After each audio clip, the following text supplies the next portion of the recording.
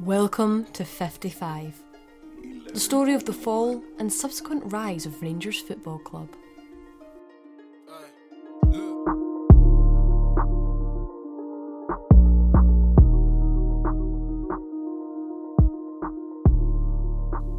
Valentine's Day 2012 was the day it began.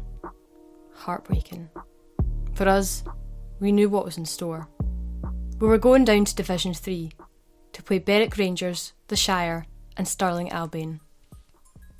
For Rangers just to be picked on for it did feel very unfair. But then you've got the other side of things where, you have to keep the integrity of the game. So when you actually saw Rangers playing in the Challenge Cup, the first round of the Challenge Cup against Brecon City at Glebe Park, where the ball got stuck on the hedge, it all kind of comes like, bloody hell, what on earth's going on here? I think people have got to take into account the fact that when they went into administration and then went into the third division, it basically led to an exodus of players. They lost, over £30–40 million worth of players. But I remember some of the slip-ups he had along the way, losing at Ibrox to Annan Athletic, losing to Peterhead, losing at Stirling Albion when Greg McDonald, the manager, was getting married that day. The demotion was surreal, but it gave the club a chance to cleanse itself. Did we do that? I'm not so sure. For us fans, it gave us a chance to tick off some lower league grounds that we were yet to visit. I took the opportunity to be able to see every single team with my grandpa. We made that our goal in order to kind of take advantage of the fact that we were going down to the bottom leagues. So our Scottish football was probably quite good as well because it gave a lot of teams a bit of spotlight. Their presence in the division was, I think it was an inconvenience. The second time that Stenhousemuir played Rangers at Ibrox, I chose not to go to that match. I think 10–15 minutes to go, Sean Higgins steps up and scores the penalty to tie the match 3 each. And sitting at my desk at work, silently, you're not wanting to make a noise and disturb the people around you, but celebrating, like all this energy silently coming out of you as you celebrate. So it was a great moment and a little bit of revenge, having embarrassed ourselves and having been embarrassed earlier in the season. League One was plain sailing. We won it by March. And even though performances dipped after we were confirmed as champions, we finished the league campaign unbeaten. The expression, use a hammer to crack a walnut. Rangers used several hammers to crack a walnut that season. The championship was next, the final hurdle. But this season, we were to be joined in the league by Edinburgh pair Heart of Midlothian and Hibernian. So by the time the championship season came, it felt like it did need a bit of a change. I always think it's unfair to blame Ali McCoist for the fact that he never created this, youthful team. Because again, he never had a scouting department behind him either. Our first attempt fell flat. In the dugout, McCoist, McDowell and McCall all struggled. Above them, in the boardroom, Mike Ashley ran the roost until Dave King took control. Because at the time, in hindsight, he was always going to get in. It was strange in that it wasn't really a title race, it was just more a procession for Hearts that season. That campaign could be summed up by our knockout fixtures. In the Cups, we suffered embarrassment to the hands of Celtic, Raith Rovers and Alloa, before Motherwell humiliated us with a 6-1 thrashing in the Premiership playoff final. That Challenge Cup semi-final victory, it goes down as the best result the club has ever had. The circumstances of it being a semi-final, being up against Rangers full house at the Rex, 2-0 down with 20 minutes to go. We only had 9 players turn up to training the night before. Our second tilt at the second tier was a different story. We won the league, we won the Challenge Cup and we finally gave Celtic a taste of their own medicine in the Scottish Cup semi-final.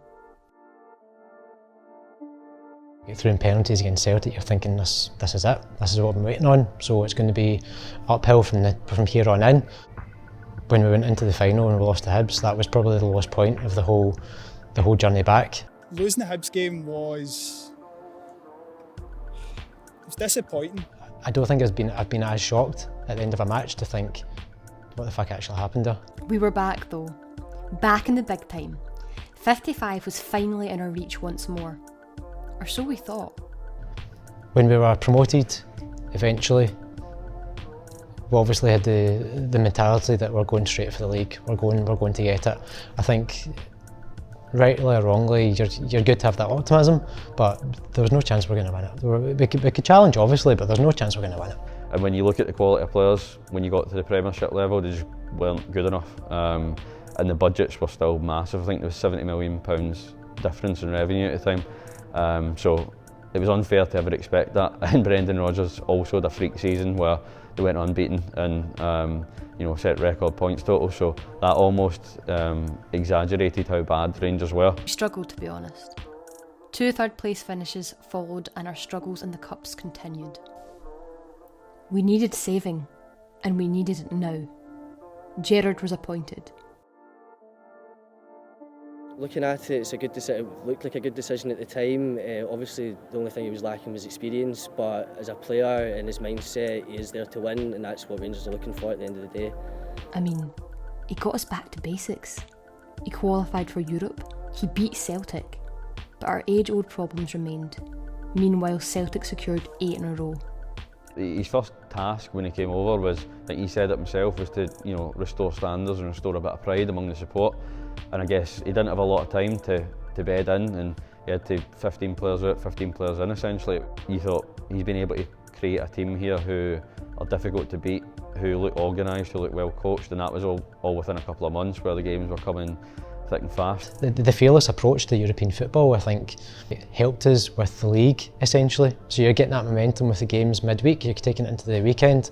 I think it arguably would have an impact on the mentality of their opposition. I think beating Celtic at Ibrox with the Ryan Jack goal, I think that was a big psychological turning point for the players, more so than just the fans. I think for the players to actually go into games now believing they could compete with Celtic, whereas there was a fear of how many it was going to be. Gerrard continued to close the gap, but it still existed. The 2019 League Cup final epitomised that. We battered the Hoops that day, yet they still left Hampden with the trophy. I think when we played Celtic in the final, you're actually thinking we dominated this game. This is a team that's been unbeaten. This is a team that's arguably one of the greatest Scottish teams that we've seen in recent memory. They're coming up against people and just completely destroying them.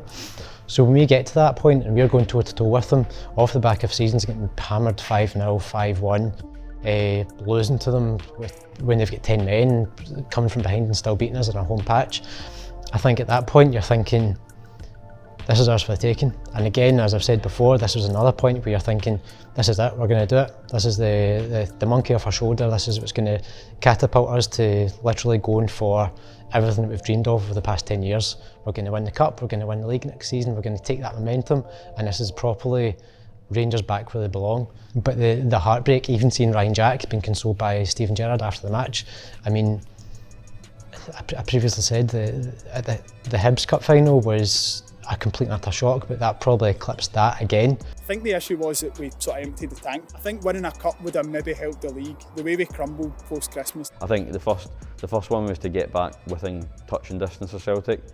I don't, you can argue whether they did that or not. Not having the fans in the stadium this season was ideal. It's such an important season to stop 10 in a row, and the last thing we needed was like a sort of negativity bearing down, and that pressure could just be too much for them. But I think that's a massive change, like not having anyone there. I think the players have been a lot more free to express themselves. Used to run with the ball a lot more, making passes and maybe wouldn't have made.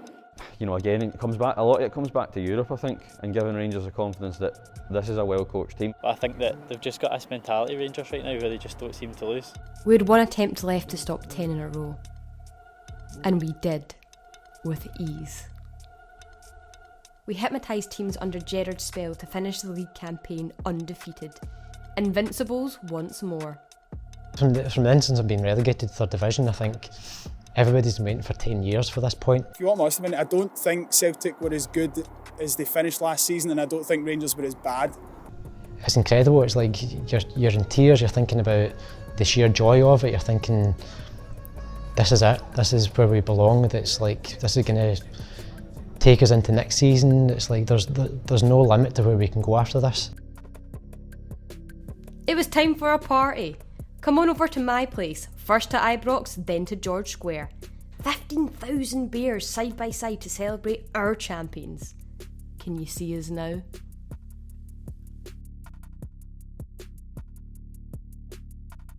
Record breakers, Rangers, 55.